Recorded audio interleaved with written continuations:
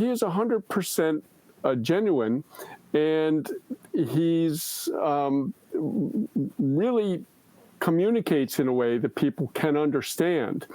And, he's not an intellectual who is talking in abstractions. Right. He's saying we just need hospitals, schools, roads, sanitation, electricity, et cetera, et cetera. And food, yeah. And as I said on the Democracy Now! Interview, you look at the Russian Revolution, it was based on the same thing, land, peace, bread.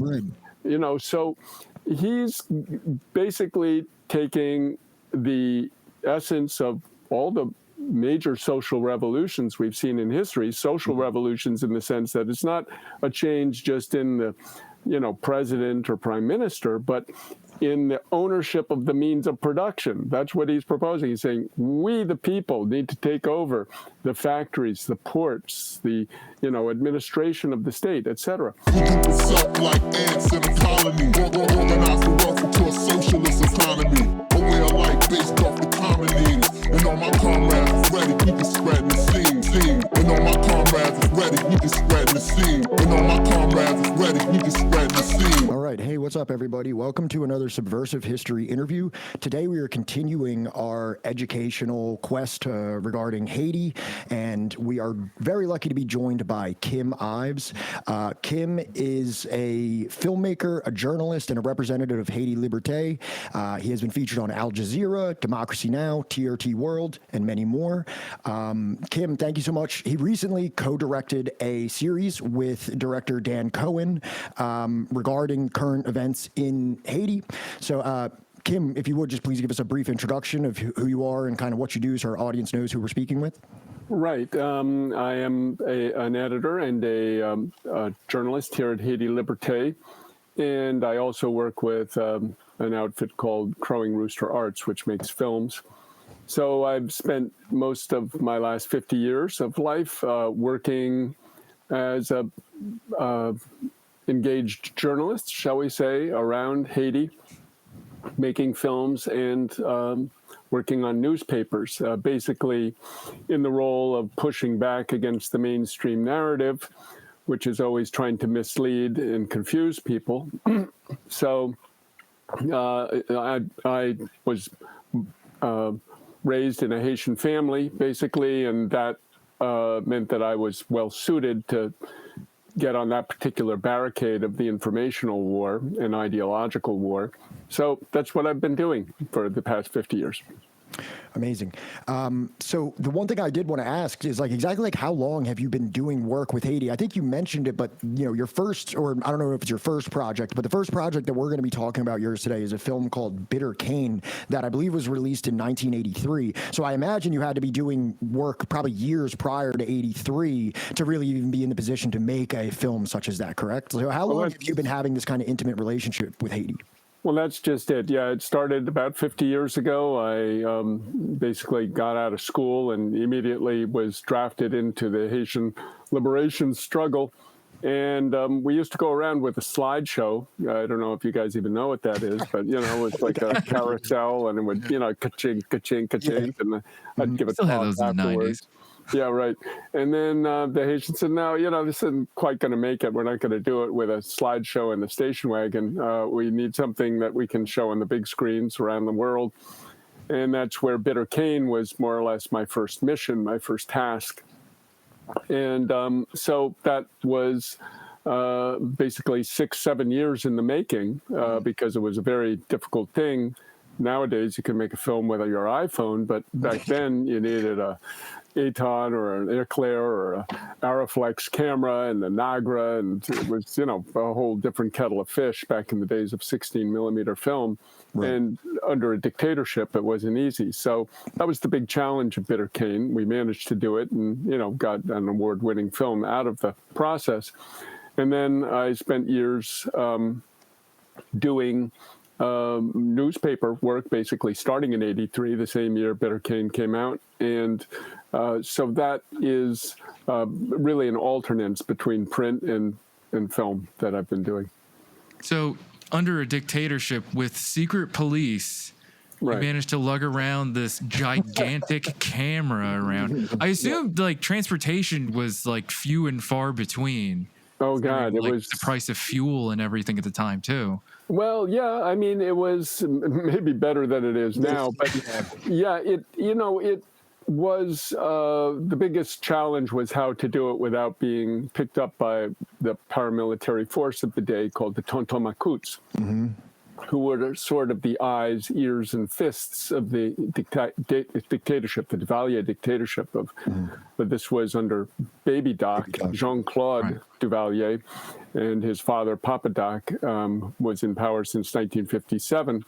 So we were really in their heyday. They were all powerful, omnipotent, and we had to make sure that we had a good cover. So a lot of it was trying to figure that out, and it changed depending on what the circumstances were. But we managed to get the film in and out. We shot at a ratio of about 1 to 2, which was pretty unheard of.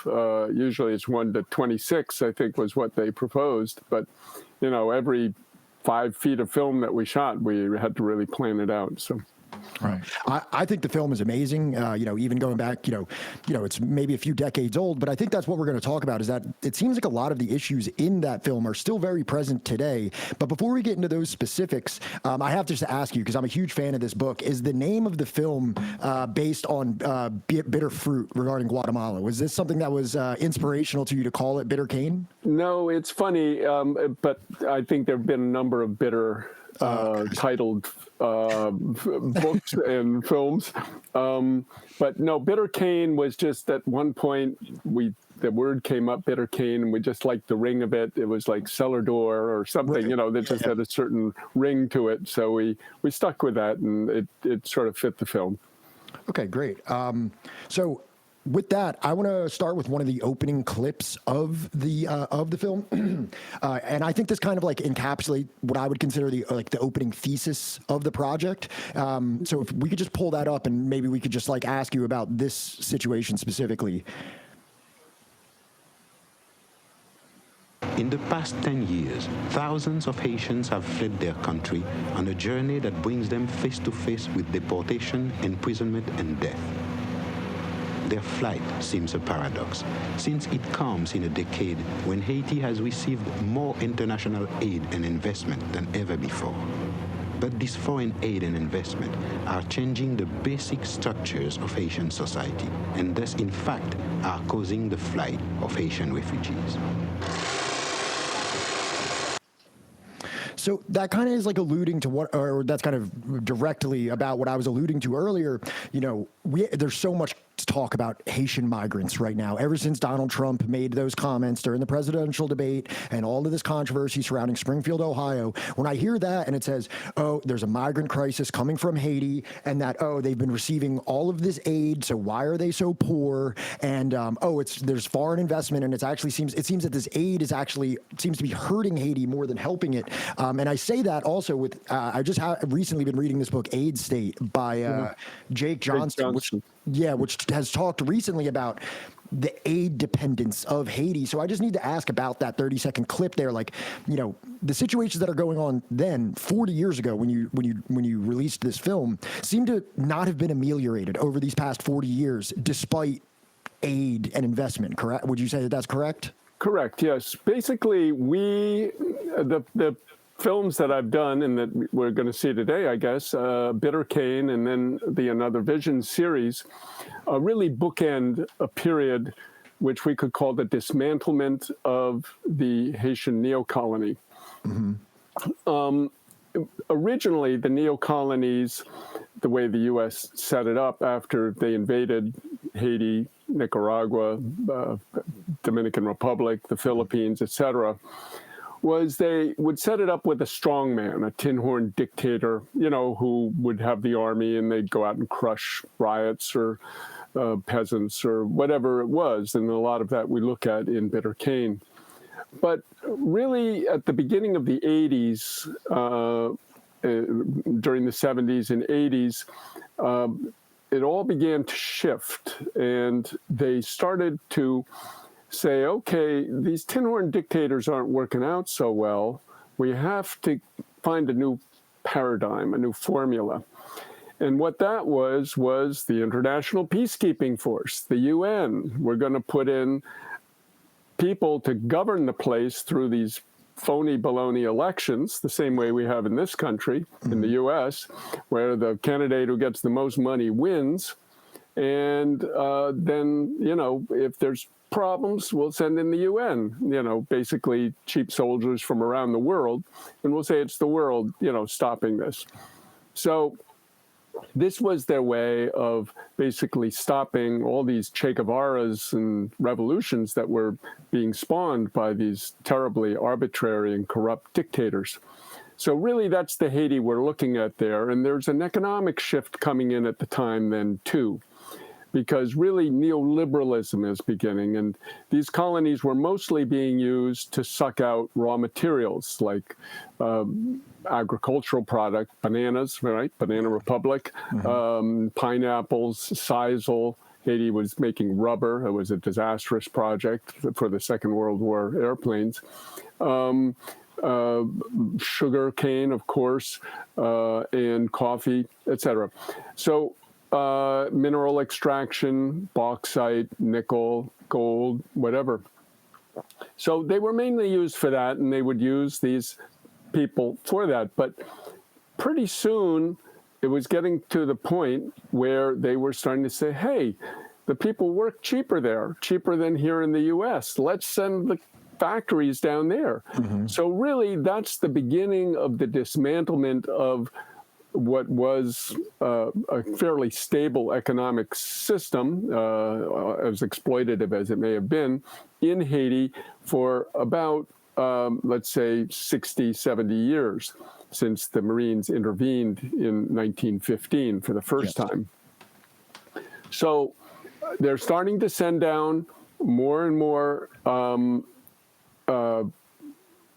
factories to Haiti, and at the same time, they're beginning to dump their agricultural surplus on the country: wheat, rice, corn, and which is subsidized, right? Like it's subsidized in the United States, so right? It's cheaper than they can't compete in the market with subsidies. No way, from the United States. Some guy with a mile-wide combine in Arkansas is not, going to be able to have any problem with a guy with a hoe in a field in Haiti. So, so they basically flooded these countries. So this worked out perfectly for them as they rubbed their hands together.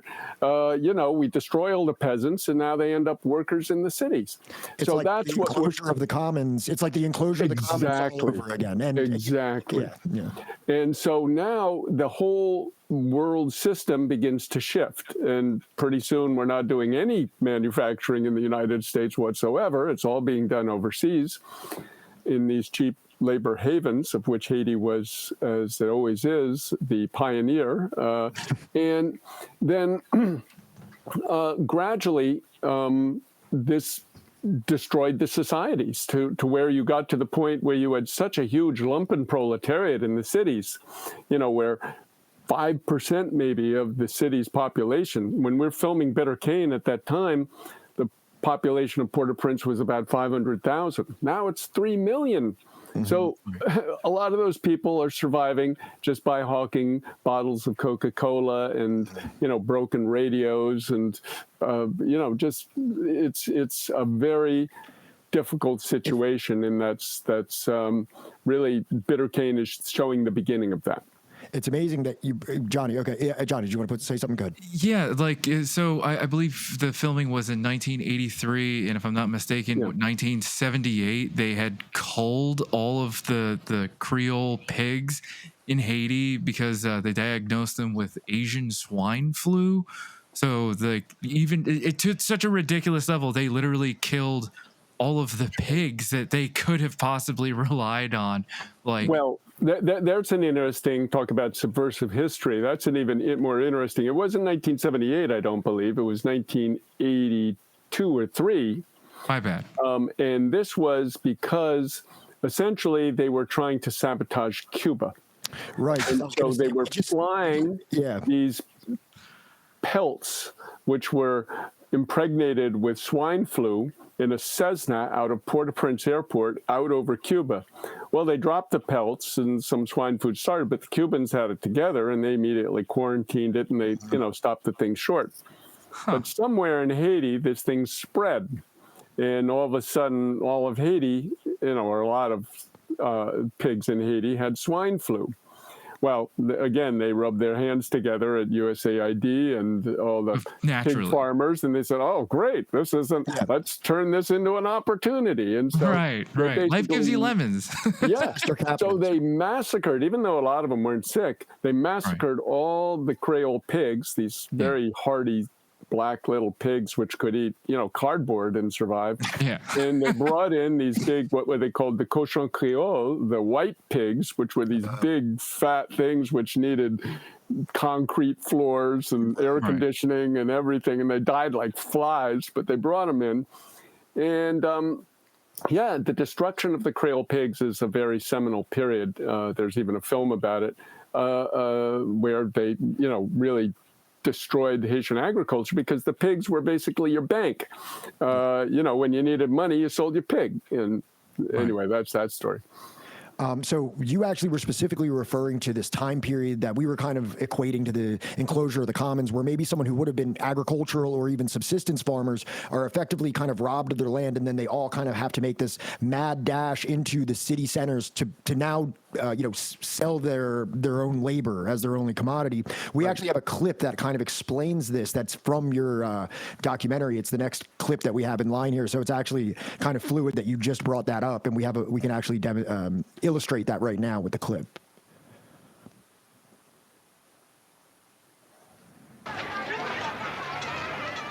More and more people are coming into Port-au-Prince looking for jobs, leaving whatever they were doing in terms of farming on their own land. And consequently, what's happening now in Port-au-Prince is a huge slum area, and it's becoming a real problem. In the past 10 years, there has been a huge migration of peasants from the countryside to the cities. This is because of all the foreign investment that has gone into areas such as infrastructure. When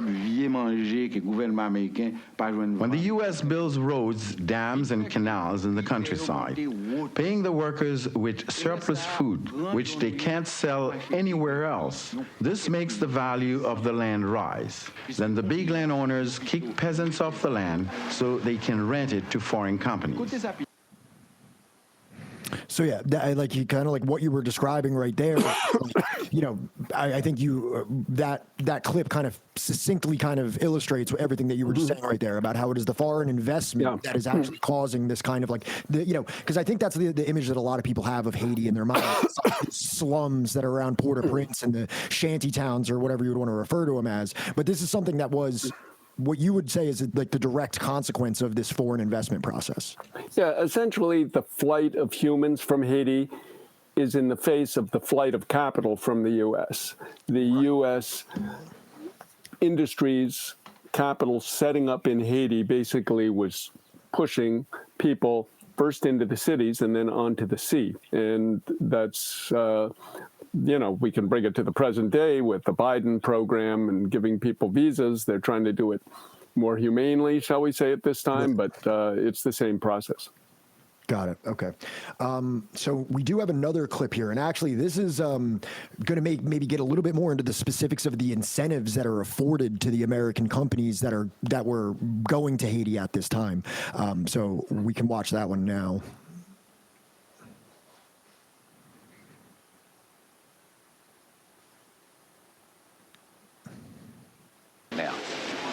Haiti is basically tax-free for the first 9 years.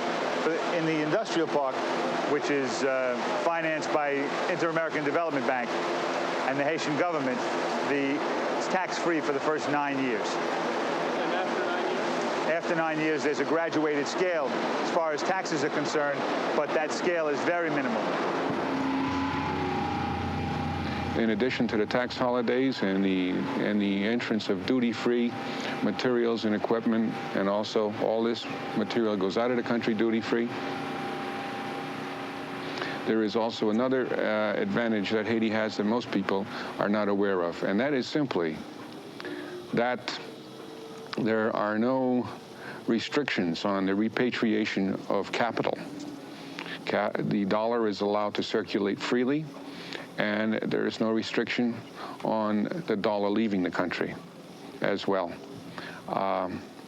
Another advantage is that this, as far as I'm concerned, is one of the only countries in all of Latin America where the foreigner can own his own business 100%. Yeah, so could you maybe talk about a little bit of those policies and how they were, these kind of like free market policies that are ostensibly to build an economy up, were actually just a detriment to the development of Haiti?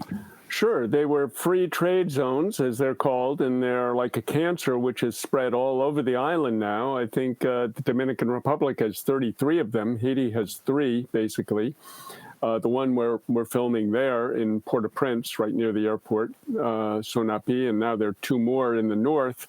One is built right on the Dominican border, and the other one is built on some of Haiti's most precious fertile farmland, which they basically bulldozed to put these big cement hangars to make electronics and things. And of course, this is going to be necessary for the production that they're going to have to move here when the war with China starts soon. And, you know, they're going to have to be looking for cheap labor, and $5 a day in Haiti is as cheap as it gets in this hemisphere. So anyway, we can get into all that later, perhaps. But okay, the point was that, this was the period that they were pioneering these cheap labor platforms. I could call them cheap labor prisons in Latin America and Haiti. This was kind of a new thing happening in Haiti, but now you have it in Costa Rica and Honduras and et cetera. So pretty much like what we're looking at is like the recreation of sort of like a company town for most people that are maybe more familiar with that, right? Mm-hmm. Like the old mining towns where you're not really paid in real money, you're paid in company dollars, sort of like monopoly money. Well, you were actually paid in the currency of the, but there were no taxes on it. There was no, the stuff came in duty free. The state got nothing from it. Only the labor came from and stayed in Haiti. Right. So we're going to actually bring things back to the United States now. And this is actually, in my opinion, one of the most interesting clip for me. And it's a clip of a woman who I believe lost her job in the United States because of economic downturn and outsourcing. So can we just play this real quick?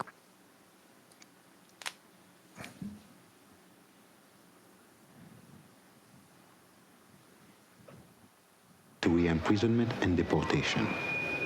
Well, don't they give them welfare and everything when they come here and to treat them better than they do us? If I'm working and still ain't got enough to feed my family, they won't put me on welfare, but yet they'll put them on welfare a minute to get here.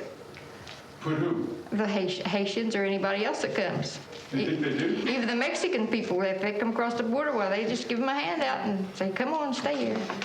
Do you think they do give them welfare? Yeah, Sure they do. I disagree with, that's what the news wants us to think.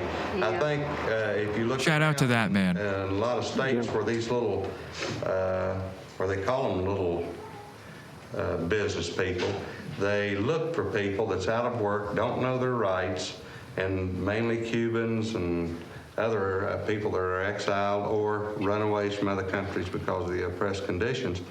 That's the kind that some of the American, so-called honorable American businesses look for, and it's not always a handout. Most of the time, I think they're extorted of their labor and just kept in a very poor condition for years. That's So, I wanted to share that because this seems to be like an almost equivalent echo from what I'm hearing today. I think I saw someone in Springfield, Ohio saying this exact thing, like, I'm poor and I can't get welfare, and a Haitian person comes here and they buy him a house. Exactly. That's exactly it. Yeah. And it's like, it's uninformed and it's very, misunderstanding of the situation. But can you maybe just talk about like how this situation, it seems like it's a new situation if you haven't been paying attention to it right now in 2024 with Donald Trump and all this, but like this exact same type of rhetoric has been going on for decades. Yeah, well, this is what you're showing has been the remastered version of Bitter Cain, and a shout out to Indie Collect, which takes the old classic documentaries of the 1980s, which I'm happy to say Bitter Cain is among, and remasters them from the original negative, and you end up getting, a very faithful version of the film from what it looked like as a 16 millimeter projection. So that was an astonishing parallel, which has come up as we've shown the new version of the film to audiences. We showed it at Brooklyn Academy of Music this past summer. I just showed it in a Dominican Haitian Film Festival. It's showing in Vermont next week or next month. And essentially, 42 years ago, you have the exact same thing being said by that woman in Spencer, West Virginia, that's being said today in the various social media clips we've seen online from Springfield, Ohio. So yes, it's the same thing. They are bringing these people in now in a more controlled way than they were back in 1982, or that would have been 1982 we were filming that. So people now are brought in under this, what's called the CHNV visa, where they give Cuba, Haiti, Venezuela, and Nicaraguans 30,000 per month could come in to work for, very cheap labor. And of course, it makes people very bitter. So that is the pitting, the dividing of the working class that they're always trying to do. Right. So we're going to kind of wrap it up here on the Bitter Cain. I'm just going to bring it up. Instead of even playing the clip, I'm just going to ask you, I know that the end of the film, it says, we need to actually remove the comprador class. We need to remove these, these investors and these land speculators and the big farm owners and things like that. And we need a revolution. Unfortunately, that prescription was not fulfilled, correct? Right. Well, it kind of was fulfilled because this film, The Bitter Cain, came out in 1983. And in some ways, it contributed, along with the paper that was launched that same year, Haiti Progrès, to the fall of the Duvalier dictatorship in 1986, which I think Brian talked about a bit in his talk with you guys. And, the U.S. thought it was going to be easy to do what they'd been doing all along. They just take their World Bank technocrat or, International Development Bank or World Bank, whoever, stick him in and, pay the money and he's in. And they thought it would be a cakewalk, but it wasn't. And it turned out that anti-imperialist liberation theologian priest, Jean-Bertrand Aristide, came in. And that's where there was a political revolution. Basically, from 86 till 1990, it was mayhem in the streets as the genie came out of the bottle and wrought havoc. And then he was elected, and then we entered this period of 2 decades of coups d'etats by the U.S. sending in international peacekeeping forces. So, that's essentially what brings us to the current period of Haiti, which has been basically run over by a bulldozer and then hit by a tornado. Right. So, that kind of brings us up into more of like the time period that you were filming your series, Another Vision, with Dan Cohen, correct? Correct. Yes. Okay. So just to kind of discuss that a little bit as we get into some of the clips we have from that series, can you just kind of like introduce this character known as Barbecue? Because if I've noticed now, this guy has actually become extremely either, popular or infamous or however you want to say it on like social media, on YouTube and things like that. It seems like there's a lot of people that are going down there to meet this guy, to interview him. The Wikipedia calls him a warlord and a gang leader and all of these things. Right. Can you just maybe like, introduce who this person is, since he seems to figure so prominently in your series? Well, under Aristide, as I said, there were 2 coups d'etats, one in 1991 and one in 2004. And each one of them featured some villains, bad guys, who were heading death squads and were basically being the arm of the U.S., covertly, of course, and the Haitian bourgeoisie. Yeah. Say? like Emmanuel Constant, Toto Constant, Emmanuel Toto Constant, in the 1990s, who was sort of the face of the death squads, and then a guy called Guy Philippe. But that gets very complicated because today he's kind of a hero. But back then, in 2004, from 2001 to 2004, he was sort of a coup leader leading a band of CIA or U.S. supported rebels. And so when we got to 2020 and 2019 and 20, Haiti had been sort of in a period where the U.S. had managed to kick out the alternates of Jean-Bertrand Aristide and his so-called twin, a guy called René Préval, who basically from 1991 to 2011 gave us, for those 20 years, we had an alternates of their powers, even though they were interrupted by coups d'etats and interventions. So in 2011, the Obama State Department basically engineered the installation of a pro-U.S., pro-capitalist regime in the form of Michel Martelly, which became known as the PHTK, which stood for the Haitian Bald-Headed Party. The guy was bald, and, tête calée also means in Creole, headlong, head first, full on, So it's kind of a double entente. And in any case, by 2019-20, things were really coming unraveled. Jovenel Moïse, who was the president at that time, was a very unpopular figure. He'd been sort of read the Riot Act by Donald Trump, who said, listen, you got to help us with Venezuela. So he became sort of the hood ornament on the U.S. tank, which was trying to crush Venezuela. And he was very unpopular in every way. But there was the emergence in the slums of this guy, Jimmy Chérizier, and his front called the G9. And at first we drank the Kool-Aid. We said, this is Toto Constant. This is Guy Philippe. This is, the bad guy now. So here he is, and we were publishing the human rights reports and stuff here at Haiti Liberté. And then one day my director here at Haiti Liberté, Bethany DuPont, sat me down. He said, listen, I think we got this all wrong. I think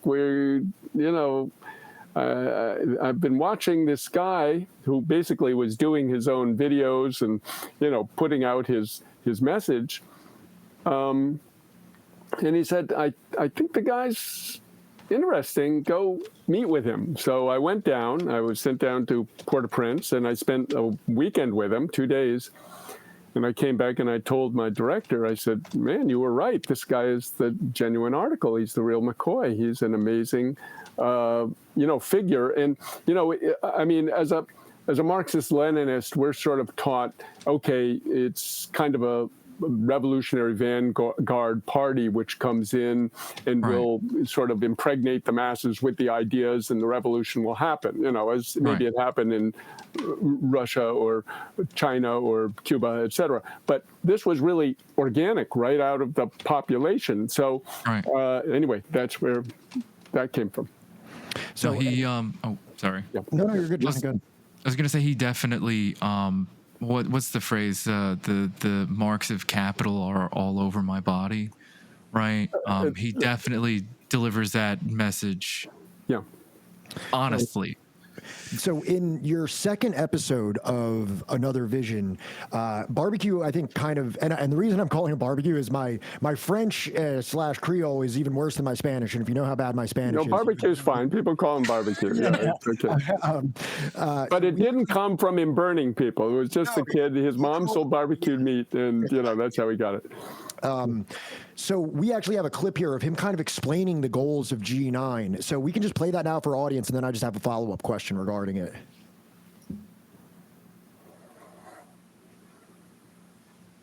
Côté 5% population contrôler 85% richesse pays. Nous avons 60% moun qui emballage 35 ans. Nous avons 70% moun qui pas travail qui dans chômage. Chiffre ça yo. C'est pas moi-même qui inventé chiffre yo. C'est réalité pays a. Jodi a moi oser attaquer système là. C'est pour ça que nèg yo vle détruire. Nous voulons une révolution côté que nous pral répartir richesse pays a pour tout haïtien joindre. Même Jean-Papa Nation Jean-Jacques Dessalines te vle pour tout petit pays à joindre et c'est pour ça yo assassiné.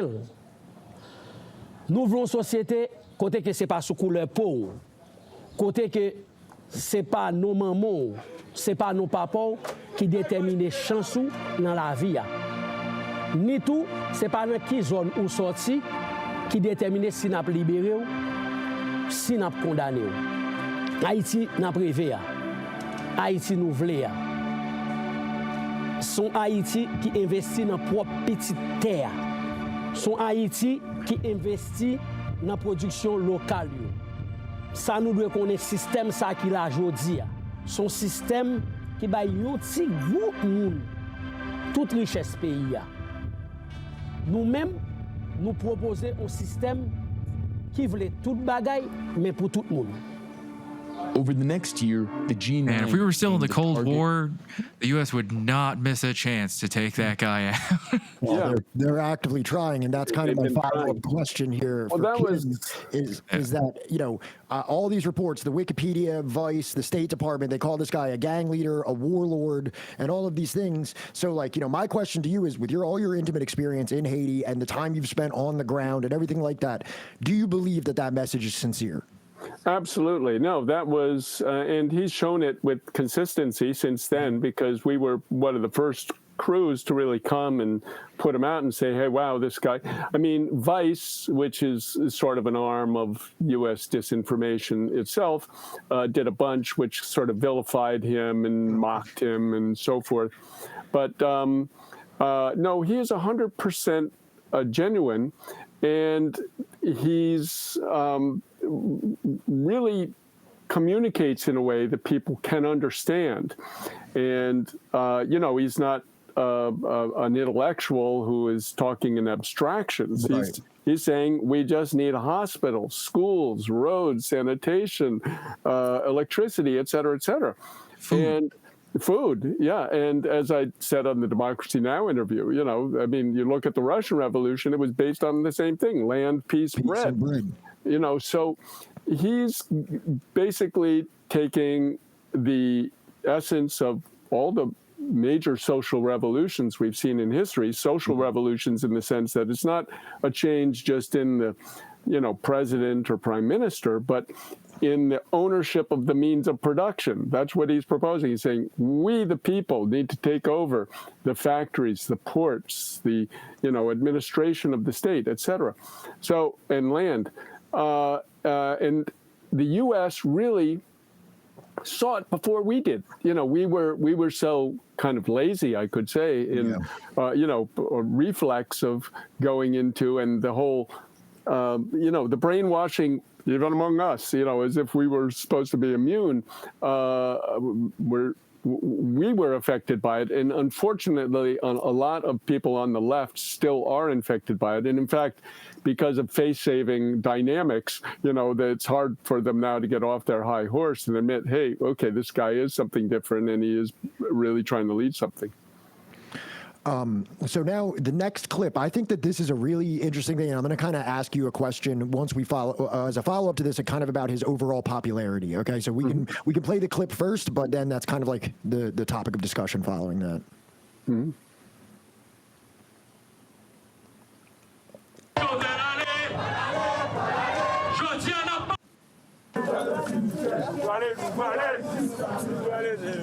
A week later, the FRG9 called for Jovenel Moise's removal from power in a downtown Port-au-Prince demonstration.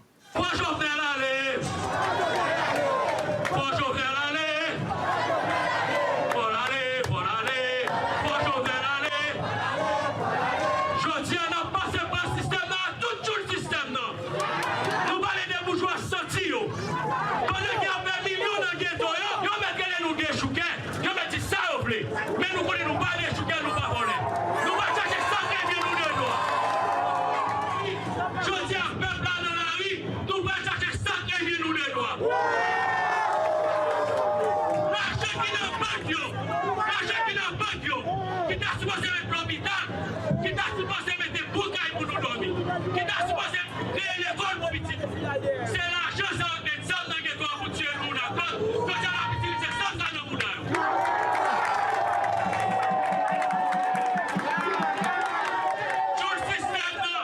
Tout le système n'a dit nous pas révolutionnaire parce qu'on dit révolutionnaire par contre des chouquets. Nous avons demandé tout le système de Fidel Castro des jeunes gold et qu'il pour faire révolution. You know, in showing that right there, you know, unless that's some kind of like deviously orchestrated public gathering where everyone has been forced there with guns to their heads to pretend that they resonate with this message and everything like that, it does appear that at least within these neighborhoods, this is an incredibly popular figure, right? Right. Well, he's become even more popular now because he succeeded in his, I don't want to get ahead of us, but, you know, he succeeded in ousting the U.S. puppet Prime Minister Ariel Henry in February of this year. And now, you know, in the social media period, even though the U.S. is, of course, trying to shut it down, if we take the comments of Hillary Clinton and John Kerry in recent weeks about, you know, we got to get social media under control, but he's taken to TikTok and he holds these basically town meetings, which are national meetings with thousands and thousands of people listening, where he explains everything. And it's really quite phenomenal. They keep shutting him down and then he pops up on another. It's kind of a game of whack-a-mole, which is happening.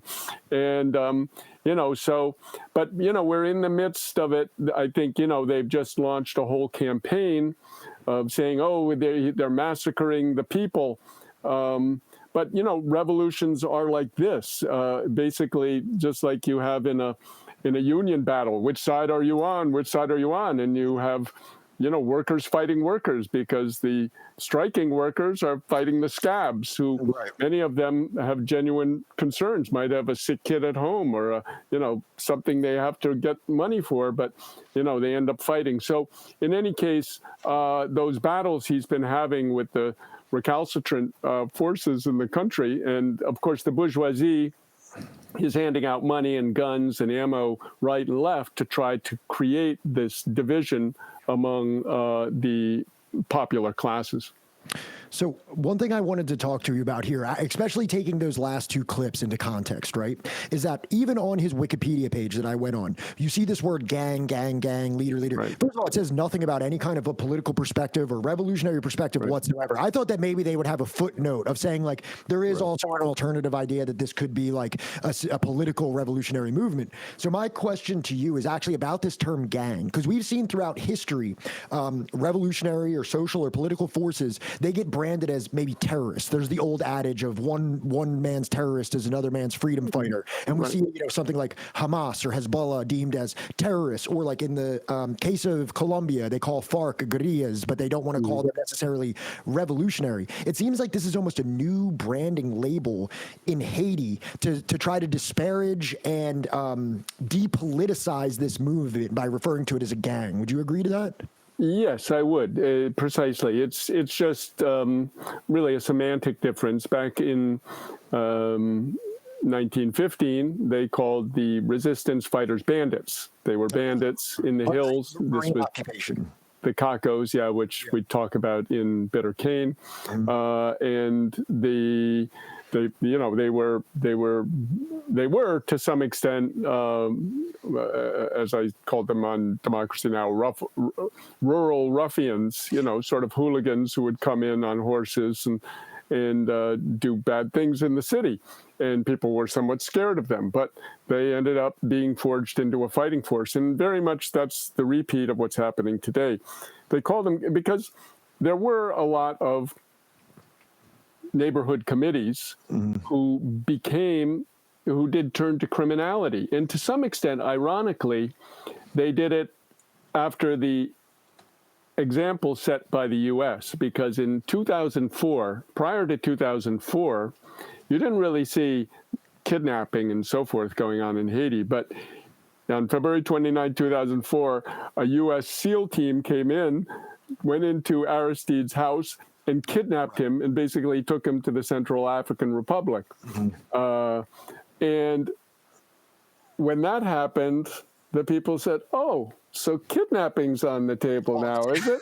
And that's when it all started. And they started to use the kidnapping to, raise money and so forth. And of course, the bourgeoisie was in it too. There was a very famous case of a bourgeois, Clifford Brandt, who kidnapped another bourgeois called Moscoso because they had basically a fight over a contract from the government.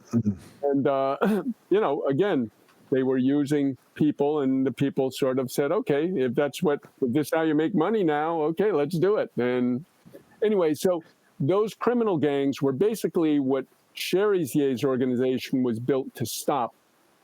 He was trying to stop the kidnapping, extortion, the crimes that they were doing, because he was a cop. He was a stellar cop. He was a very charismatic leader. 15 years on the force, right? Yeah, 14 years. And he really loved the job. But then he saw that the whole institution was corrupt, as he explained in another vision. And, pretty soon when they drummed him out of that, because he, was getting wise to them, because they were trying to pin things on him. And then the whole human rights organization, part of the soft power machinery, went after him. So, he basically was radicalized. And that's the most dangerous. When you have the straight arrow, the guy who is radicalized, now he's more dangerous than, the guy who was fighting you from the start. So one follow-up question to that, and this is just something that I thought. So, I feel like sometimes, the United States State Department or whatever power may be that it's favorable to do this will call something like the PLO or Hamas or Hezbollah a terrorist organization because it conjures this image of this scary Arab terrorist, or in, whether it's Guatemala or Colombia, the scary Latin American guerrilla. But, do you think that the term gang appeals to, a racist sentiment within the West of, because they're black in Haiti, that they're trying to conjure up this white fright situation of this concept of a black gang member, and look at them, they have t-shirts over their faces and they have guns, so this can't be a revolutionary force, this can't be a politically competent force, this can't be a force that's concerned with social upheaval, this has to just be a criminal element like those other scary black people that we try to impose on you as well. Totally. It's exactly that. They're demonizing them. They're vilifying them. So people are scared of them, and that these are people who are just ruthless monsters who love to kill people just because they love blood or something. Yeah, so, exactly. Even though they're the ones pleading, begging, saying, no, let's talk. We don't want to fight, and but nonetheless, the machinery just keeps on the old Mengele formula, lie, lie, lie, something always remains. The shocking thing about the machines, what would you call it, lie, right, about basically Haiti being an island murder factory, is that you would think that more people in the West that probably know very little, if anything, about Haiti would be more sympathetic. My God, these people are fleeing this fantastical murder island, right? God blessed it. They were able to make it here, and et cetera, et cetera. But no, it's just nothing but vitriol and antagonism to these people. That it's not to say that the exaggerations, right, have any bearing on the island of Haiti, but these people struggle, right, to just try and find any sort of relief, right, from this climactic environment that's not their doing. It's the U.S. It's a long history that led them to that conclusion that I have to go. Sure. And it's very difficult to find a national group which is more upright than Haitians. I mean, They might have 2 pennies to rub together, and yet when they go out on Sunday to church, they're going to have a nice press shirt and press pants and be very presentable, and they arrive on time. I mean, they run New York City, they run Miami. I mean, the Haitians are they are the working class of much of the Western Hemisphere, the Bahamas for sure. So this sort of smearing of their national characters, their dog and cat eaters, and their monsters, their gang. They just have no. It's like the old pictures of Teddy Roosevelt leading the little ring. I'm sure people have seen it, of toy boats around an island, with these kind of jumping up and down savages on it. This is the modern day equivalent of it 100 years later. Right. And exactly what you're saying are also the reports, the credible reports that are coming out of Springfield, Ohio. There's factories that are like, hey, there's a bunch of people that are around in this neighborhood. The American people around here, most of them, there's a bunch of them that are on drugs. They're not showing up on time. We hire these Haitians and they're here. They're always at their station. They're always working. They're dependable. They're on time. And then the church groups are also saying like, hey, we had like a dying church group here. And then the Haitians started coming in and now we have a vibrant church community. Exactly. So like exactly what you're saying there seems to be also playing out as evidenced from Springfield, Ohio currently. But in regards to kind of what we were talking about before is like, what are the grievances of the Haitian people that they would need some kind of like a revolutionary movement? We actually have two clips here, and Phil, we can just play these back to back if you want. It's the last two from this episode, and it's kind of like going to be a minute or so of just some of the Haitian people that are at this barbecue rally, kind of, expressing what their grievances are. So I just kind of, for the audience, I think it's important to hear that as well. It's like, okay, well, why do people in Haiti need a revolutionary movement?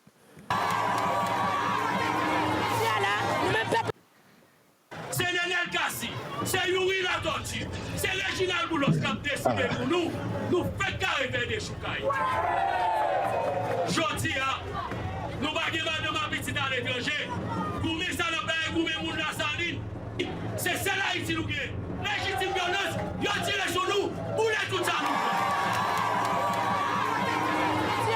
Nous même peuple à Saline, nous mettons dehors pour nous chercher la manger. Bonjour, nous là, nous venons combien pour vote nous. Parce que si jeune gagne un l'âge capable avancer sous nous là, nous finissons. Nous venons là où la vie chère, gogo tout nous. Nous sommes président de pays, nous sommes président chez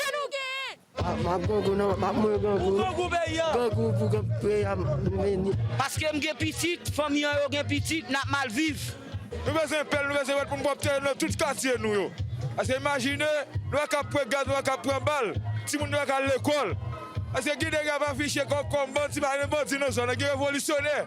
Jeune enfant familier, je venais se couper tête racher pour me payer. Je dis, les ghettos en guerre, il y a pile monde qui content.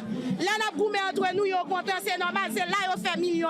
Je dis, c'est l'idée Genève. Nous pas goumé entre nous encore, parce que me semble avant, yo pas qu'à faire ma goumé entre eux, yo qu'à faire capital politique pas yo. Je dis, même je peux pas Genève là de dire, bataille révolution commencé. L'aime dit bataille révolution commencé, c'est pour nous jeunes ça qui revient nous de droit. L'aime dit ça qui revient de droit, c'est pour nous droit à la santé. Droit à l'éducation, droit pour nous logement, faut nous droit ça yo pour vivre dans le monde. Même si moun Pétionville à vivre, même si moun Delma à vivre, parce que nous à l'école tout, nous à l'école, nous formons tout. Quel papi bien formé passer nous non? Mais pour qui ça nous même tout le temps, y a marginalisé nous. Yeah. So, with that, you know what I mean? Like, I think like, when people think that these people down there are these like illiterate, uneducated, they wouldn't even understand, you know what I mean? What they need in that country. They need the International Monetary Fund to tell them. They need the Clintons to tell them what they need. They need the United States, the USAID, or any of these people or foreign corporations to tell them what they need. And it makes them think like these no agency, infantile, poor, defunct people. But I think what we're seeing here, I think later in a clip also, a person says, we need a revolution like Fidel Castro. We need a revolution like Nelson Mandela. We need a revolution like Hugo Chavez. Like, these aren't people that are just like illiterate to their political situation, right? Not at all. And that's just it. And I've been saying it for years. I'm sure people have heard me say it before. But, Haitians are very, very politically sophisticated. Every Haitian walks in glory for what their ancestors did, the first and last successful slave revolution in history. And so you're kind of brought up from a very young age with that historical legacy and burden on you.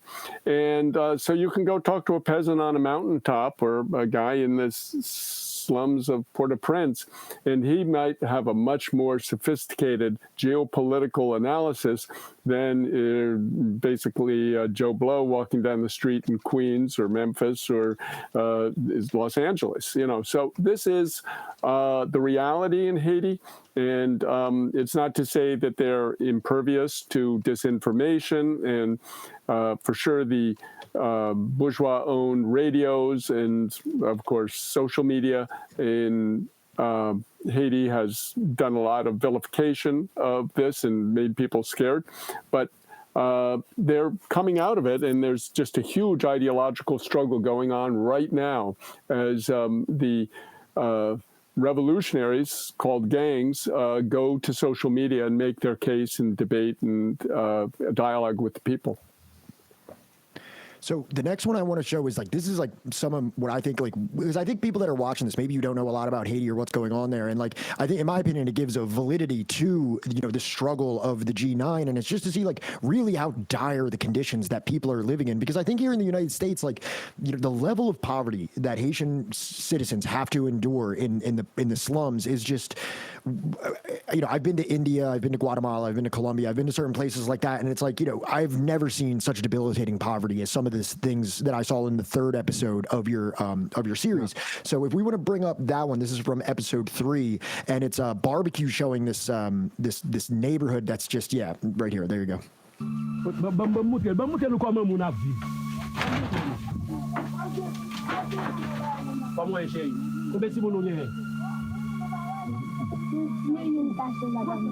Kota caché la cabane là. Oh, ok. Pas vous avez je courir chez. Combien petit moun là? I like this one. OK. Flexible. Ay cabane pour qu'on dormi. Filmer cabane ni voulez. Il y a 4 petits moun. OK? Il y a 4 petits moun mais côté là dormi. Meni. Ah toi ça besoin filmer toi ah. OK? Ça est caille pour 2 moun. A pas gon l'autre terre encore. Oui, ça va pour. Côte maman ça. OK. Nene. OK, monsieur. Mais regardez sous qui ça l'a dormi. Petit moun n'a pas de dire rien. Petit mais comment c'est sous qui ça ti moun n'a dormi? Pourquoi doit prendre petit moun mais prend sous qui ça ti moun n'a dormi. Prend sous qui ça ti moun n'a dormi. OK? Mais prends caille là. Nene. Ça son ti moun, Nene. OK? Nene, monsieur. On ti fille encore mais on fille bien prendre. On filier. On filier, monsieur, Meni. On filier. On filier, OK? On ti moun, on ti fi. Meni, monsieur. Mais pays a, men. Prends les cas là, moi. Prends les a. Mais, qui ça moun a dormi? Est-ce qu'on prend les a? Prends les a pour quoi? En l'air. Prends en l'air. Meni. Bon, camper bien pour moi, Meni. Mais en l'air. Mais qui ça fait pas ici? Mais qu'on fait pas ici à vivre. Je dis à 5 septembre 2021. Mais qu'on fait pas ici à vivre, OK? Votre maman. Meni, OK? Meni. Nous mettons le même côté encore, mais quand si mon abdomen. OK? Alors, bonne chose. Chacun le monde entier ouais ça yo. J'appelle le monde entier ouais ça parce que d'aller appeler le chef gang, je vais avoir qui chef ni. On femme? C'est ça la guerre fait tracer déjà. Pas de caillou. Et là il y a pour qu'on va taper manger. Balle de là il y a pour la manger. Nous va de vous. On va taper manger. Non, tu vas balle de Yeah, we can. So yeah, and this is the other thing too. It's Haiti, whether they wanted to or not, was forced to follow what the IMF said. They were forced to do the structural adjustment programs. They were forced to take on those loans. They listened to whoever it was that is imposed Henri or these other unelected officials. The UN peacekeeping forces and all these things out of their control have come in and said, we know how to fix Haiti. We know what's best for Haiti. And then you have people that are living like this that are saying, you know what, whatever these outside forces are coming in and saying doesn't seem to be working very well for us. We're going to do our own thing, and then we denigrate and demonize and vilify them. Like, that's kind of the point that I'm trying to make. It's like you forgot about the billions of dollars worth of gold that the Marines took in, like, you know, the early, like, well, adjusted for inflation, it's now billions of dollars. But it's just like, it was 500,000. It goes a long way. Then, but yeah, it was gold bars. But that's all to say nothing about the gunboat diplomacy $150 million debt that the French also extorted out of the country as well. So, you know, I understand that it's a step-by-step process, but I'm saying, you know, it's like, you know, with IMF and the structural adjustment programs and the aid and things like that, and the UN peacekeeping mission. What have they done wrong? These are all the relatively recent developments that have been like, we know how to fix Haiti. We'll get this whipped into shape, and this is how people are living in the present day. Right. So can you kind of speak to that? It's like this revolutionary movement that like now is being vilified and denigrated. Meanwhile, it's like this is the direct consequence of everything that the outside world said would fix us. Right. Well, in another vision, it was originally one film. It was 2.5 hours long, and we said, well, you know, foreign audiences are not going to watch 2.5-hour film on Haiti, so we split it into 3 parts. But really, the first and second episodes are setting up the third, where you really see the reality. You see what people are living. And of course, if you watched it, you know, the conditions you see are just going to get worse than what you just saw. As, you know, they're slogging through sewage water to, you know, that people are washing themselves in. I mean, it's just a nightmare world, a hellscape. So, and this is what Chérizier is, you know, trying to make known, and he's done it, you know, basically now for the past 4 or 5 years, and he's gotten a movement together, and a lot of it, most of those 4 years, he was fighting with the criminal gangs because he was the sort of vigilante. He was the anti-crime guy, and his coalition was saying, we're going to stamp out crime, and he fought the other ones, but he tried in 2021, in 2022, and I could even say 2023, to overthrow Ariel Henry, who the U.S. had put in as their puppet after they assassinated Jovenel Moïse. I say that because all the circumstantial evidence points to the fact that the U.S. Embassy, at the very least, had foreknowledge, gave a wink and a nod, perhaps. Maybe they played a role operationally in it, but in the killing of Jovenel Moïse. So now he realized that each time he tried to do that, the criminal gangs, which the bourgeoisie would hire and pay and give money and guns and ammo, would hit him from behind, and he couldn't get. So he basically said, there's no way I can go forward without joining with them. And so this is basically a 21st century version of the Comintern, where, you know, where Mao got together with Chiang Kai-shek to drive out the Japanese. So essentially, and Haitian history has it too. Jean-Jacques Dessalines got together. He was representing what we could call the former slaves. He got with the leader of, I could call the leader of the affranchis, the freedmen, who were sometimes the children of a slave owner and a slave mother. We called the mulattoes. Mulatto, yeah, they used to call it the mulatto elite, but you know, we find that a little unscientific. I think mulatto I'm just referencing C.L.R. James's book that I read, and that's how they're referred to in that book, right? The C.L.R. James book. Yeah. Maybe I forget if C.L.R. James, but certainly if you go to Yale or Harvard, you know, you're going to learn about the mulatto elite, which, you know, gives it a caste. But I mean, there were black people who were in it. There were white people in it, but it was a class called the affranchis. And that was headed by a guy called Alexandre Pétion. And basically, they fought bitterly, Dessalines and Pétion, but eventually they came together and made a united front. And that's what drove out the French. So that was on the Haitian flag now. Union fait la force. Union makes strength. Unity makes strength. Now, 2 years later, Pétion fomented a coup against Dessalines and killed him. So, you know, it doesn't mean the but, you know, you have these conjunctural alliances, and that's what Chérizier has cobbled together now and is trying to marshal in a march towards liberation. So in terms of marshaling, we have the next picture, and this is kind of a continuation of the last one. It's continuing to show these dire, you know, circumstances of impoverishment that the Haitian people find themselves in, but also it has, you know, his speech that is, you know, a rallying cry to the people in these slums.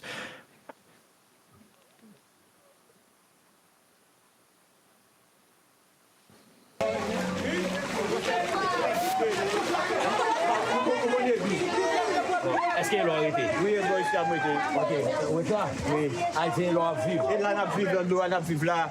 Nous, nous coulons dans l'eau là. Oui. Ok. Nous, dans le canal, là, pas de nos problèmes. Nous ne pouvons pas dormir. Nous rentrons la caille, nous. Là, on souffre là. On fait envahir nous. Bête, Simoun. Vieux chien. Vieux bête là. Tout le monde là, qui souffre là. Nous-mêmes là, nous étions. Puis on va bien nous faire calme. Mais est-ce que nous ne pouvons pas et nous qui connaissons les têtes politiciens, est-ce que André Michel, même du tout. Est-ce que nous ne pouvons pas un premier ministre Ariel Henry vient là? Pas de gouvernement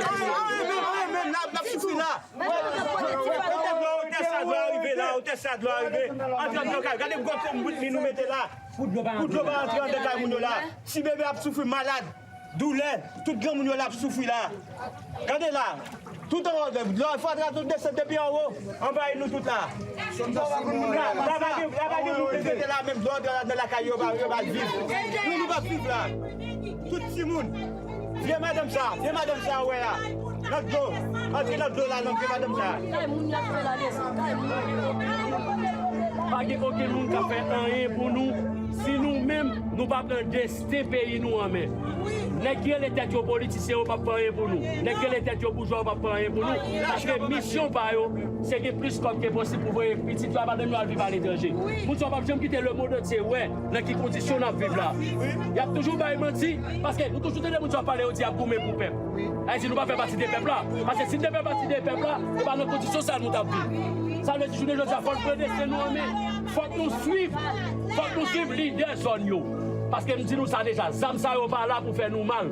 Si on est fait déjà sur nous, on a une idée à faire connaître. Si on nous sorti pour que nous, on a une idée à faire connaître. Mais de toute façon, nous-mêmes, bataille pas nous, bataille chaque green malaise parce que nous sommes dans le quartier populaire. Nous tous connaissons même son petit machin de manger le thé. Nous sommes en bas dans rue, c'est matin petit ghetto mieux.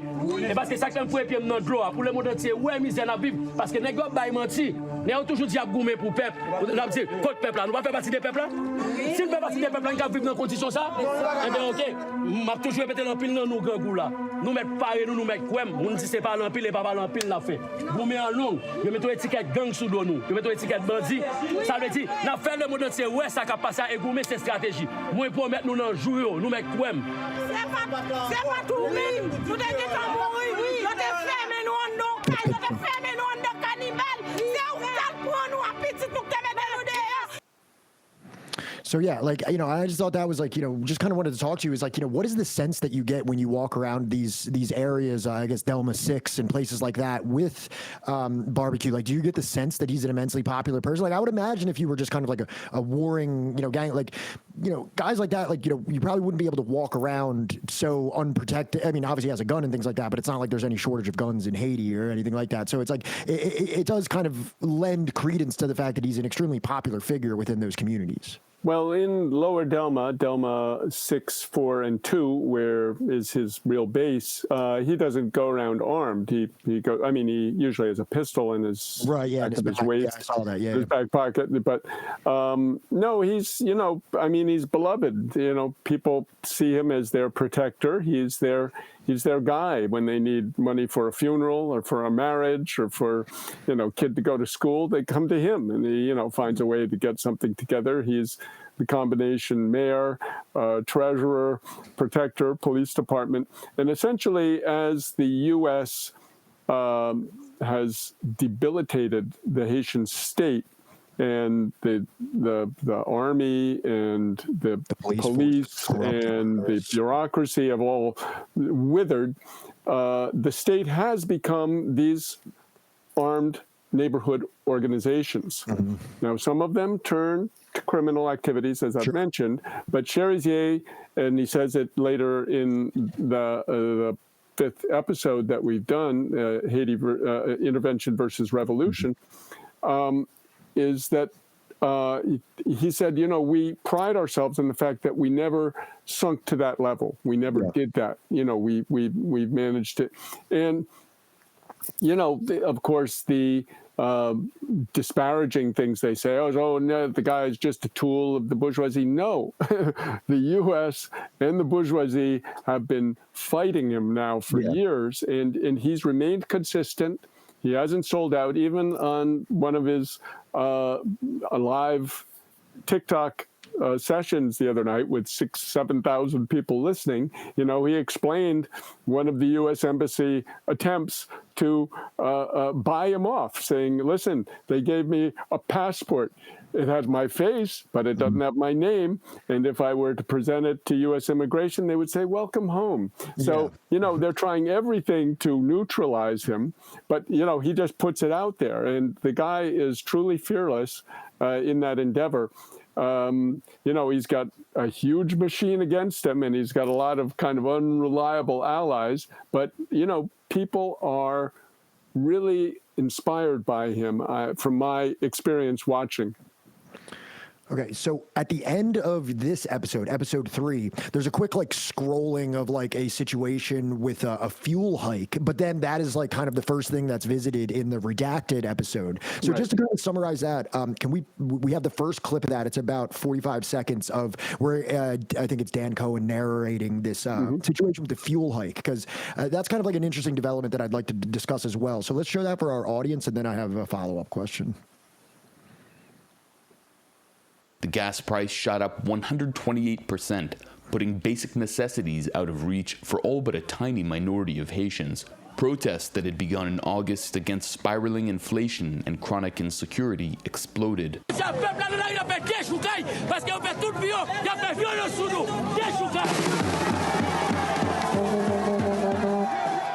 The masses took to the streets and on September 14th erected blockades. Days later, on September 19th, as the Henri regime remained obstinate, Chérizier and the FRG-9 joined the nationwide mobilization, blockading the Viro fuel terminal, one of 3 ports in the capital city that receives energy shipments. Their demand was that of the masses, that Henri roll back the hikes or resign. Still, Henri kept the price hikes in place. So my first question to you is something that I've noticed, and maybe this is just my selective reading or my biased reading of things, but I feel like every time I hear about one of these inflation things or how expensive gasoline is, it's always in reference to Cuba or Venezuela. It's always like, oh, wow, these socialists got into power and then they, nationalized stuff, and now inflation is skyrocketing and fuel is unaffordable. And look, none of these people can afford gasoline or anything like that. In this episode, they're talking about gasoline skyrocketing to $30 a gallon, which, for a poor nation like Haiti is just an astronomical amount. My question is what is the logic of this fuel hike? Because I know I can say very confidently that it's not because they nationalized any of their oil industries or anything like that. So what is the cause of this inflation and the hike in gas prices? And then also, can you talk about this response from the I'll ask that follow up after you answer that one. Well, essentially, it's the removal of a subsidy, because gas, like in this country, in the U.S., is subsidized in many cases, in many states, and taxed and subsidized. But in Haiti, it was subsidized by the state, and the U.S. and the IMF and the IDB and the World Bank were on the back of the government saying, hey, you got to cut out that subsidy, let the people, let the market rule, let it do. And so they cut it, and boom, it went up, as we said, 100%. So that's essentially in almost all these countries where you hear about these demonstrations against a fuel hike, and usually it is a fuel hike because the subsidies are cut under pressure from these IFIs, these international financial institutions, which don't want to see any underwriting. And it's the same thing that we're seeing, of course, in this country, where they're trying to slash, every social program, and now they're probably going after Social Security and Medicare and Medicaid too. Just neoliberalism run wild. Right, exactly. So the follow-up question I have to that is that I think there's a lot of demonizing reports about the G9 and their blockade of the fuel port, nefarious ulterior motives. They're stealing it so they can sell it and all this stuff. Just in your estimation of being on the ground and all this part, did you see any nefarious activity that was going on with this oil, or was this an organic, spontaneous outgrowth of public outrage that was being kind of supported by the G9? Totally, it was. And in fact, in my speech to the UN Security Council on December 21st, 2022, people can go to the Haiti Liberté website to see that. But I underline that. I say, look, it wasn't just the barricade that the G9 put in front of the Vareux fuel station. There were 3 fuel depots in the city where gas was still coming in. The Vareux was the largest, yes, but it was going to the other ones. But there was a nationwide mobilization to lock down the country. So there were barricades everywhere. Mm-hmm. So if you had a barricade in front of the Vareux plant and a fuel truck could go a block, well, it would hit another barricade 10 blocks. I said to the UN Security Council, what's the difference if a truck can go 10 blocks or 1 block? Yeah. It's still barricades everywhere. So the G9 was just supporting the popular mobilization of the time to block all. They said, basically, the people were saying, okay, we can't get fuel, nobody's going to get fuel. And that meant the bourgeoisie too, even though they found ways to work around it. Of course. But that was the essence of the standoff back in 2022. Could I ask a just small question? Sure. This isn't like, for me, I just know that like probably somebody out there is going to ask it. For me, right, the revolution that feeds the children is the one that gets my support, which Michael Parenti. I've clearly seen, barbecue. I've clearly seen him talk about like, feeding the children, but like, is he like, I guess like an ideologue? Like, has he like, talked about like literature and stuff that like he's read in regards to like any sort of like Marxism, Leninism, or anything of that nature? No, I mean, Haiti Liberté, publishes a lot of Marxist analysis, and we like to think that in accompanying this movement that they will read Haiti Liberté and learn from some of the things we put there, playing the role of the revolutionary intelligentsia that we're supposed to be playing. But he hasn't really spoken to me. I know he does read, and I've seen in these lives that he's recently done, he's much more versed and historically knowledgeable than I even really was quite aware. I thought he was speaking really just kind of off the hip, but he has done a lot more reading, and he was educated. He did go, you had to go through college basically to get a spot on the police force. So he was born in the gutter, the son of a street merchant who had nothing, and he grew up to become, quite a prominent member of the police force. And so, yes, I believe, I don't know how much time he has these days because he's running around trying to cover a lot of problems. But, he has done more reading than I at first gave him credit for. I think that, like, even from what I've just noticed in my cursory viewing of your interactions with him, I mean, we see him giving a speech in front of Che Guevara. We see actually murals that have him in the likeness of Che Guevara. We see him wearing a beret, which is probably an ode to some of the previous revolutionary struggles of the Caribbean. And I think it kind of puts it like, Che Guevara said once, it's not my fault that reality is Marxist. And I think it's like, it doesn't matter what you read or anything like that. There's going to be something intuitive to that level of struggle that, like, it doesn't necessarily have to be taught to you from a philosophy professor or a book. These are the struggle, the material conditions that he was brought up in, that even the person you quoted, Michael Parenti, he said, oh, who's this guy Marx? I didn't, he's taking all my ideas. There is something intuitive to this, especially for someone that grows up in that environment. So that would be kind of like my view of that. But actually, this next clip speaks exactly to what you're asking, kind of, because you said he talks about feeding the children. This next clip actually shows some of the, like, on the ground work, that the material outgrowth of his rhetoric. So we can play that now and then have a further discussion on that.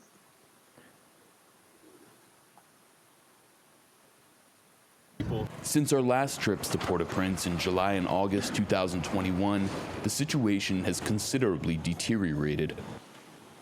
Piles of garbage that once lined city streets have now taken them over, blocking entire lanes of thoroughfares. In some neighborhoods, residents carve pathways out of garbage for motorcycles to pass. Neighborhoods like La Saline are constantly flooded with a toxic combination of plastic waste, sewage, and rainwater. However, Chérizier's Lower Delma neighborhood, as always, is well kept, almost spotless. Police attacks have prompted residents to place barriers at the entrance to the neighborhood. Here, they have dug a trench and placed sandbags, prepared for an attack at any time. We traveled to Chérizier by motorcycle, through neighborhoods, alleys. So, in this clip, what they're saying is like, look at all this, look at the sewers, look at the garbage. And then they show Delma 6, the area that barbecue is kind of like responsible for, in a way, or representative of. And it's very clean. And like, I want to just kind of like get your perspective on what he's actually doing. Like, I've also heard he's giving out water, he's giving out food. He has certain types of like award programs for children that do good in school. And like a summer camp. It's like a month long.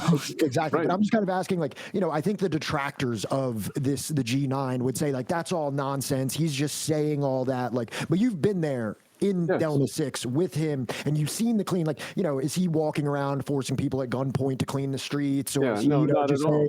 hoarding everything for himself? Like, this is what I'm not saying that I believe this, but I'm just saying I'm trying to get in front of the detractors that are like that's all propaganda. But you were there, you witnessed it, and you spoke to the man. I'm just curious: is he fulfilling those promises that he talks about? Yes. Well, again, before he became the sort of revolutionary leader he was just making a sort of local NGO, basically called Another Vision was the name of it. Let's improve our neighborhood. Let's make a water system where people can get clean water, and let's have garbage collection every morning, and let's paint these walls, and let's put up some murals and have a summer camp, etc. So that was where it started. But the gangs which were preying on his neighborhood became a problem. And he was a cop then, and he basically got other cops to come and go to the guys and say, listen, you guys got three choices. You either stop what you're doing, or you leave, or we're going to kill you. Your pick. And they left. And so this was the beginning of his, march. And other neighborhood groups, leaders started to approach him, and they started to talk. And he's a kind of a natural-born organizer, I could say. And all of this is very organic. I mean, there's a left group here in the Haitian scene who often talks about the autonomous organization of the workers. I used to kind of scoff at it and say, autonomous, This really was autonomous. This was really organic. It was coming up. Here was essentially somebody who maybe didn't study all the texts of Marx and Lenin and Mao and Che at school, at university, but he had enough inkling of it and his own personal, concrete experience, basically, like you said before, the Michael Parenti, it was this guy Marx stealing all my ideas. Well, this is an ideology that you should be able to take, or, evidently could take to an illiterate Chinese peasant, and they could kind of like, there's something intuitive of it that even, someone who's never read a book or never read a word in their life could be like, oh, okay, like this actually makes sense to my material conditions. It can be adapted to my life. So it's like, that should be the beauty of the science of Marxism, Leninism, is that, you know what I mean? It's not something that needs to be taught in the ivory towers. It's something that can be grasped upon by a Cuban peasant in the Escambray that's never read a book in his entire life. Right. And one last thing on that is that I think we get a kind of a formulaic view of history. It should look like this or that revolution, but every revolution is a snowflake. It's different, and this one is also different. And that's what I tell some of the comrades who, are having a hard time wrapping their heads around what's going on and getting through all the disinformation. No, this is a genuine thing, and we need to get behind it. And it's fundamentally anti-Marxist to try to copy and paste some other revolution into a different set of material circumstances. Yeah, as Marx himself often said. I think that this is just literally another example that the attack that people try to make that human nature is war. Human nature is to smash my enemy's head open before he gets mine, right? Is ridiculous. It's natural for people to want to work together, to live in peace with one another, right? For us to seek out peace, food, to have common security, all of these things, right? And it's unusual that the other gangs or the police or any of these other people want to uphold this erratic system that does nothing but impoverish their fellow countrymen. It's harder to wrap your head around why they would support this defunct system that has done no positive for their own people, rather than this man that's pretty much trying to create like what could be labeled as like an HOA, like in any other part of America. You better stop right there before you get this video kicked off of YouTube, you know? Okay, just out of respect for your time, we have about 3 or 4 more clips. Are you okay? I'm all yours. Oh, dude, you're the man. I'm sorry. I'm having such a good time speaking with you about this too. And me and Johnny and Phil are very passionate about Haiti, and we have been, like, you know, as somebody who represents, you know, the quote unquote anti-imperialist left, or at least claims to be the anti-imperialist left. I don't know if I represent anything. You know a little bit about Haiti, but ever since Donald Trump said those things and it became this whole thing, and I've heard so much disgusting rhetoric about Haitian people with no concept of the political development or the United States' role or France's role or any of these things. It made me sick, and that's why I'm kind of on this journey to do like a series to educate myself and our audience about Haiti. So thank you so much for that. But this next one, so because of the blockade of the fuel depot, or whatever you want to call it, the fuel port, like the UN or the State Department, you know, started to say that barbecue and the G9 were responsible for a cholera outbreak. So this clip kind of talks about it a little bit. So let's check this clip, and then I have a follow-up question for you regarding that assertion. We visited Cité Soleil, the site of the outbreak. Trash and disease-filled water renders the neighborhood of Brooklyn inaccessible by car. We travel by motorcycle. Most residents go by foot. Canals carrying sewage and waste down from the rest of Port-au-Prince are supposed to empty into the bay just beyond Cité Soleil, but they are clogged with ever-growing mounds of garbage, leaving some 500,000 residents to live in a lake of backed-up sewage. The government no longer dredges the canals. This excavator, delivered by an NGO, sunk in the waste and now sits abandoned. Diseases like cholera, typhoid, malaria, dysentery, and hepatitis are inevitable results of such conditions. They've been diagnosed. So, like, you know, when you see this, like, you know, I think it was the United Nations, correct? That were like, you know, hey, there's this gang and they're blocking off fuel, and because of the lack of fuel, somehow now cholera just sprung up out of nowhere. And then listening to Dan Cohen describe that situation, it seems like, well, it seems pretty obvious why there's cholera in these places in Haiti. And the thief crying thief, right? So can you just talk about a little bit how ridiculous that assertion is? Yeah, it's so ridiculous. Yeah, here they are, and now they're going to blame it on the victims. The victims are responsible for this, and they're the ones calling. And you know, it's sometimes we have to scratch our head and wonder how this machinery that can lie to us, you know, in Creole you call it jéchesh, dry-eyed, you know, with a straight face, and just tell you these absolute absurdities. And, you know, of course, people sometimes swallow them. Of course, it's getting harder and harder with social media, and a lot of people able to, in real time, push back against it. Again, Hillary and John Kerry are there saying, let's get rid of social media or get it under control. So, this is what, you know, we were trying to show there in that clip, in that segment of I think that was the redacted piece, right? Yeah. Yes. You know, you bring this up, and I think this is also kind of interesting for our listeners. Can you just talk about the effect of the Clintons on Haiti? Can you just summarize like what the Clinton family has kind of done to Haiti over the past couple decades? Well, you know, that's the slogan of the Clinton Foundation. You can do well doing good, right? So that is, they believe that capitalism can save the planet. Not that it's the problem, that it's the cure. Mm-hmm. So it's like saying, here, take this cyanide pill. That's going to cure you. Okay. Yeah. You know, and this is the essence of what they've done in Haiti. Unfortunately, in the coup d'etat of 1991, Bill Clinton came in. He was going to be the big savior, and he ended up actually bringing Aristide back. It's kind of the first and last time that's been done, too, where the U.S. brought back somebody they couped out. Mm-hmm. And he ended up basically destroying Aristide's government and kicked him out after bringing him back. And then has, after the earthquake, proposed this whole thing of, listen, we're just going to sell off Haiti to all these private vultures to come in and, talk about disaster capitalism. That was it. That was it in spades. So there we have basically the Clintons in a nutshell. They're basically trying to give poison to the people and telling them this is your cure. I also wanted to bring up that, like, you brought up social media before, that it is so interesting that, like, the Clintons, right, or any of these other people in power, they require this interlocutor of, like, established, legacy media to kind of curate this, like, nice human visage that, like, hello, nice to meet you, fellow person. But, like, without it, they just are the most uncharismatic, like, ghoulish people that, like, a normal person could ever meet.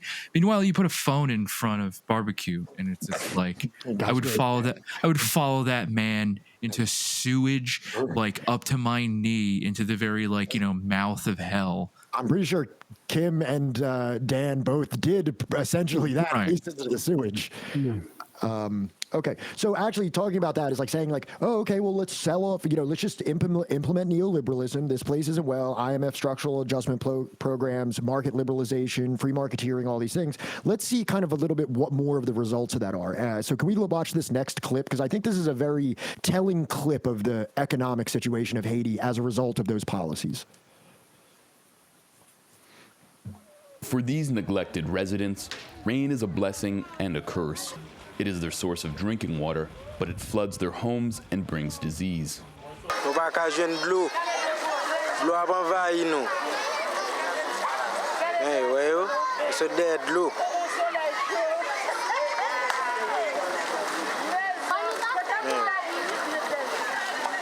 They have no choice but to drink water that collects in holes like this.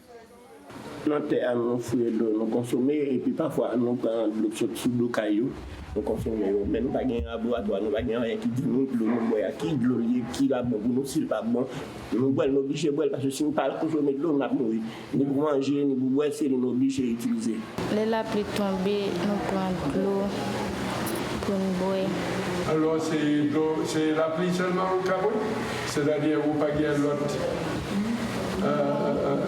côté pour jouer de Non.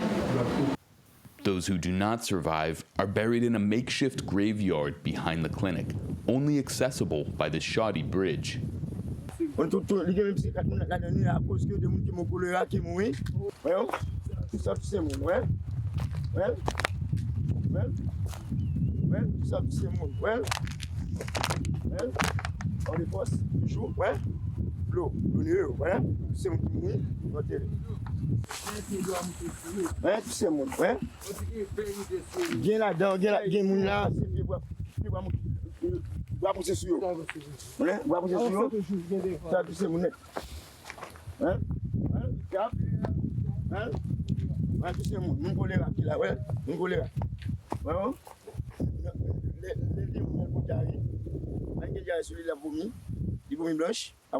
Il y a un parent qui est en apparition là, il vient de parents, pas même tout venir là, non pas dire fais-moi Dieu. Here. There you go. So, just talking about the implementation or the economic prescriptions of the IMF and the World Bank and the Clintons and, whatever other, outside force, comes into Haiti and tells them how they should have their economy structured, it seems like the result of that is people who literally have no water to drink, they're collecting rainwater, but also they have water up to their knees that is poisonous. And then, when people are getting things like diarrhea, which would probably be somewhat prevented, their lack of resources puts them into an early grave that is also, not saying this disrespectfully, but just a garbage dump essentially also. And it's like the grim conditions of this are just so staggering. Can you just talk about like you were just saying with the Clintons, like capitalism will just fix everything, and then they have this. And the irony is that cholera did not exist in Haiti before 2010. Wow. It was the UN troops from Nepal who were deployed on the Central Plateau, whose outhouses leaked into the headwaters of Haiti's largest river, the Artibonite River. And from there, it spread to the entire country. because there were no controls. And why were there no controls? Because the UN was denying it for months. They were saying, oh, no, nothing here, move it along, nothing to see.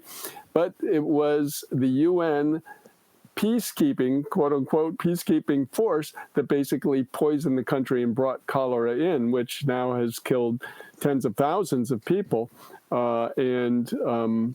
It's one of those great ironies. Anyway, of course, the Clintons have been the big proponents of this new paradigm, as we discussed at the beginning, of the international peacekeeping force. You got a problem, send in the peacekeepers. Now Haiti, the only country in the Western Hemisphere which has had one of these peacekeeping forces. Most of them are in Africa and Asia, but Haiti has had two of them, and now they're trying to get a third. But so far, we, the anti-imperialist movement, have been able to hold them off. Yeah, between the Nepalese situation with the cholera and then the Uruguay situation of them raping children while they were there, it's like, if those are your peacekeepers, who needs warlords? Right. The reports I hear about these peacekeeping missions is like it's oxymoronic to call them peacekeepers. No, I mean, listen, you unleash thousands of young men, filled with testosterone and whatever, and a gun, terrible things are going to happen. Right. Okay, so we're at one of our last clips here. This is like a closing statement from Barbecue that I think that, is good to kind of send off our viewers with. It's one of the last ones, but just to keep everything in sequential order. It's a short one. I just wanted to show this because this is how the redacted video ends, and I thought it was pretty inspirational. What the future holds for Chérizier, the FRG9, and Haiti's revolutionary struggle remains to be written. Si c'est parce que m'a demandé de l'eau potable, l'école, université, m'a demandé bon gens caille pour moun qui dans section communale, pour moun qui dans ghetto, c'est ça que me plus gros chef bandit en Haïti, me fier d'être que me plus gros chef bandit parce que m'a goumé pour une cause qui juste, m'a goumé pour un peuple, m'a goumé pour moun qui semble mieux, m'a goumé pour moun qui dans quartier populaire. M'arrête en l'air la boule. M'arrête en l'air Thomas. M'était Delmasis dans mi-temps peuple là, dans mi-temps moun qui semble mieux. In Port-au-Prince, Dan Cohen for Redacted. So does that just mean city baby? Like I'm a baby from the city? Like I'm kind of like a child of the No, Babe is short for barbecue. Oh, okay. In Creole, they call him Babe. Babe is just short for barbecue. And city means the area, right? So it's kind of saying the city of Babe. Yeah. So, he says there, I'm here fighting for the poor. The reason that they want to kill me is because I want universities, because I want potable water, because I want housing and security. I'm not from this rich area up there. I'm not from this. And we didn't show any of it because it wasn't very long, but they show these sprawling hilltops with these mansions that have swimming pools and all these things up on the hills that are looking down on just what appears to be like an endless row of slums. And what he's saying is, I'm not from up there. I'm from down here. So, I don't really know what a follow-up question is to that. I'm just does Barbecue's house in Delma 6 have a swimming pool? Well, he moves around quite a bit for security reasons, so he's a little bit of a nomad. But I mean, it kind of goes back really to a question I think it came up with the talk you had with Brian, where he said, Haiti is presented as this helpless, flailing country, when really all these deployments, all this is because it's a powerful country. And that is really what Barbecue is showing now. He's showing that the people have power, they have agency, they are clear, they know what they want, and they're ready to fight and die for it. And, this, unfortunately, for the U.S. empire is an epidemic now across the world, from Palestine. And often we have a piece in Haïti Liberté, how Haiti is really the Palestine of the Western Hemisphere. But, all these people of the world in the neo-colonies are starting to see, okay, we have to take our destiny in our hands. And that's what Barbecue is doing in Haiti. So I know that there's been multiple times in this where I'm just kind of getting to you to describe on the authenticity, the revolutionary authenticity of Barbecue. And not because I'm even personally questioning it, but just because I know that there's so much disinformation that's being disseminated. No, you're going to get a lot of comments for sure. Exactly. So that's why, and that's kind of what I'm planning on branding this video, this interview as well, as like another view of Barbecue. You know what I mean? Like a different, but one thing that I noticed in your most recent installment from Haiti Liberté, the one you just dropped, I think 3 days ago, is this clip here, which I thought was really interesting, a really interesting example of the sincerity and the legitimacy of barbecue.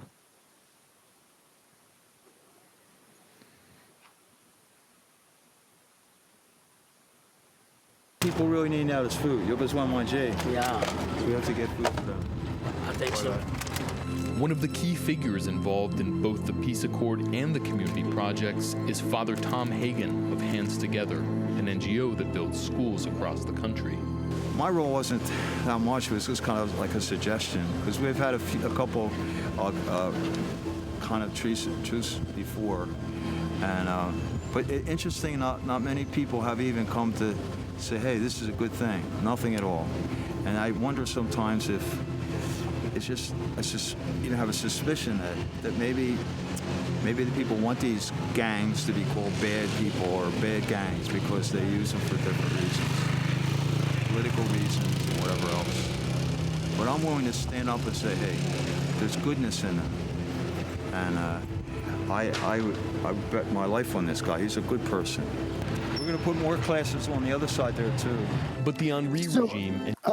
Kim, I have a question for you. How high-ranking of a gang member is Father Thomas Hagen for him to be willing to you know, co-sign someone like barbecue? I mean, I you know, with everything I've read about barbecue, I would have to imagine that, Father Thomas Hagen had to have been through some pretty severe gang initiation, right? Right. No, he was just the classic archetypal Catholic priest, and it was interesting how he was trying to articulate that what we've been talking about here, where they're using barbecue and the people like him who are trying to change Haiti as straw men, as boogeymen, you know, to scare and provide justification for the actual crime they want to commit, which is send in U.S. peacekeepers, massacre people, and, you know, lay down this law. And all of this, and we should say this, is to set in place a thing called the Global Fragility Act, which we've written about quite a bit at Haiti Liberté. I could even say we started the discussion about it, which was an act a lot of people don't know about, passed under Trump, total bipartisan support, where essentially it's a bilateral agreement, and it's to stop the Belt and Road Initiative and the March of the BRICS. Right. And essentially, it would put in place a U.S. military base in Haiti and put Haiti on a lifeline of surplus food, the same things we saw in Bitter Cain, full circle here, and give Haiti, you know, all this food that would finish off once and for all Haitian agriculture and basically feed all the workers we want to see in the factories making the electronics and clothing that we're going to need once the factories in China go offline. So the Global Fragility Act, keep an ear out for this, people. That's the subversive history in the making. We absolutely will. And I just wanted to say, like, thank you so much for all of your work. And I hope that, like, you know, that this is an introduction for a lot of people. Right, because I think that the work that you do is a positive interaction or an introduction, right, to the not just like Haitian individuals like barbecue, right, and Dessalines and all these other historical figures, right, that they can look at in history books, but that the Haitian people are a strong people. They are like a noble people that created the first real democracy in the Western Hemisphere. The first people to carry on the actual virtues and spirit of the American and the French Revolution, which ironically, those are the revolutions that came to stomp out the actual revolution that was trying to actually have equality for all men and, liberté, fraternity, and, the spirit of the French Revolution and things like that, which is a very... Equality. Which is a very ironic and sad thing. Yeah. But, I do believe that, with everything you just said, bringing it full circle to Bitter Cain, and then also saying that's the subversive history there, I think that, really puts a good pin in this conversation. And I just want to say how appreciative I am that not only for all the work that you do and that you've done for, the past 50 years, I think that's so incredible and valuable and indispensable to this conversation, but also just how appreciative I am that you came onto the show. We're a relatively small channel. We're not very big. We're trying to, grow, but we just really appreciate the time to come and thank you. We really just, really want to thank you for taking the time to come on and, talking to us for almost 2 hours about this, because we're very passionate about it. Well, as one Haitian revolutionary told me, when you're preaching the evangel, you never turn down a mic. So don't run around here trying to make friends with somebody who's depriving you of your rights. They're not your friends. No, they're your enemies. Don't treat them like that and fight them, and you'll get your freedom. My repertoire is USSR. P.L.O. style, P.L.O. style got thrown out the car. Rise for subversive plots. They'll call you an extremist or subversive or red radical. Rise for subversive plots. Red radical and fight them. Capitalism and democracy. Capitalism and democracy are not synonymous. We group us up like ants